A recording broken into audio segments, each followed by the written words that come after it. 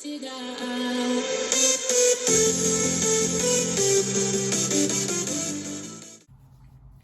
evening everyone, lovely sunny day in Glasgow. Hope you're having an amazing time wherever you are. This is Gaz from the Celtic FC Appreciation channel. If you haven't already came across the channel, hit that wee subscribe button and give us a comment or a like or whatever kind of thing. Just let us know that you're supporting the channel.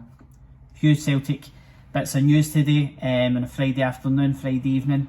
Ian Bankier, Celtic Director and Chairman, will stand down on the 1st of January 2023. It's been announced today.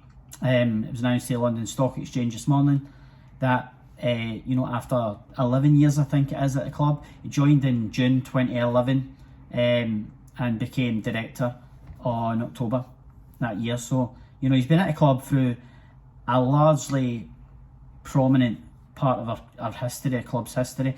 All those trophies, all those successes, European nights, he's been there in the background making things happen. So yeah, as I say, just sad to see him go. Obviously, he's a big part of Celtic. What do you think of the news that Ian Bankier is to step down? He's going to be part of it in the part of the process of recruiting a replacement. So as was the deal with when Peter Lowell left and Dom Mackay came in, although that didn't work out kind of thing. But yeah, as I say, 70 years old, he's ready to hang up his jacket and enjoy the easy life, I suppose, after helping run a football club the size of Celtic for the last decade. So good luck to Ian Bankier and everything that he does. He was sorely missed. A couple of players we're going to talk about, loan players or players that are going out on loan possibly. Stephen Welsh, centre back, that's probably going to play on Sunday if we're being totally honest. Toulouse, French club Toulouse, have failed with a loan to buy deal worth £3.5 million. Udinese also had a bid in January that was knocked back that was similar. As I say, like centre back, he's not nailed down that position, obviously, with how successful Starfelt and Carter Vickers was last season. But the question we want to know, probably, and you can let us know below, is what do you think Stephen Welsh is worth? How much of a price tag would you put on Stephen Welsh's head, kind of thing? I like him. I think he's still got that kind of naivety about him. As a Celtic defender, I still think he needs to bulk up a wee bit. He's not as tall, obviously, as the three centre backs that we've got at the club, but or four centre backs rather that we've got at the club. But I think there's something that they work with. Whether it's a loan deal that turns into a permanent deal, I'd be disappointed, because I think he's got a future at Celtic. I really do. As I say, let us know how much you think Stephen Welsh would be worth in the transfer market. A player who is on his way out on loan, albeit, from the words of Ange Postecoglou today, it doesn't seem like Mikey Johnston's Celtic career is completely over, as most fans would expect. Standard Liège are obviously favourites. Ronnie Dyler's sniffing about and hoping to get in and get Mikey Johnstone on loan.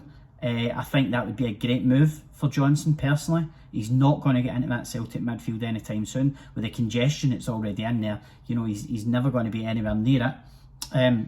But to go to the Belgian league like other players have done, like Jack Hendry kind of thing, I think it's probably a better move for him than maybe going to somebody like Hibs. I know Hibs were kind of interested as well. But I think playing in the Scottish league won't really develop his career. I think you're probably better maybe going for like a foreign league, better standard of football and better teams probably. And in all respect to the Scottish teams, I think it is a better standard of league and it's more thought of. So you're going to attract a lot more attention if you can go there and hit the ground running. Mikey Johnston's a player, I think, I've been saying it for long enough, that his time's probably over at Celtic, in my opinion. I think injury worries have hampered his Celtic career, and it's not been his fault all the time, but I think he's been guilty before of coming back too soon from injury because he wanted to play in the team, and that's probably not a bad thing, but you've really got to think smart when you're a Celtic player, and you can't be rushing back from injury too quick. So listen, all the best to Mikey Johnstone if he does go out on loan. I know Celtic are willing to do a deal before the window shuts, so we'll see what happens with him. And let us know in the comments below, obviously, about Mikey Johnstone as well, in terms of where do you think he should go? Do you think he should stay in the Scottish League? Do you think he should go to Belgium or even somewhere else, a different league? But yeah, so as I say, season starts this weekend, guys. Let us know your thoughts on the game on Sunday. We will be doing a preview video, and obviously the podcast is back tomorrow. Season 3 of the podcast with John Tierney.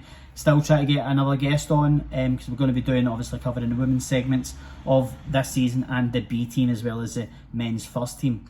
So as I say, if you haven't already done so, guys, please hit subscribe. It doesn't cost a thing, and it would mean the world to us if we can get up and running. We're past 100 subscribers, get even higher and higher, and get more content out for you guys, because you guys keep the page going, kind of thing. You make us want to get content out there. So in the meantime, guys, we'll see you tomorrow for the podcast. In the meantime, hail, hail.